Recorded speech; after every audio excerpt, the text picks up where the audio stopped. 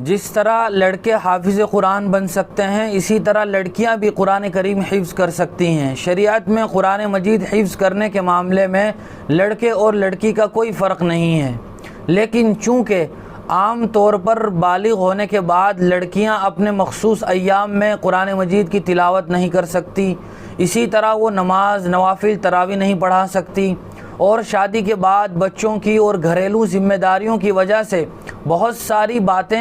ان کی تلاوت میں کثرت کے ساتھ رکاوٹ بنتی ہیں۔ اس لیے جن لڑکیوں کا حافظہ قوی ہو، ذہن اچھا ہو اور تلاوت کا بھی شوق ہو، انہیں اپنے بارے میں یہ یقین ہو کہ میں یہ قرآن مجید یاد رکھ سکوں گی، تو وہ قرآن مجید حفظ کر سکتی ہیں۔ اچھی بات ہے کہ وہ قرآن مجید حفظ کریں، لیکن اگر یہ تمام تر باتیں ہوں تو پھر بہتر ہے کہ قرآن مجید حفظ نہ کریں، بلکہ مشہور صورتیں حفظ یاد کر لیں، جیسا کہ اما پارہ یعنی 30واں پارہ ہے، اسی طرح سورہ مزمل ہے، سورہ یاسین ہے، سورہ ملک ہے، سورہ واقعہ ہیں۔ یہ تمام تر صورتیں اگر وہ حفظ یاد کر لیں گی تو پھر وہ کام کرتے ہوئے بھی، کھانا بناتے ہوئے بھی ان کو بآسانی پڑھ سکتی ہیں۔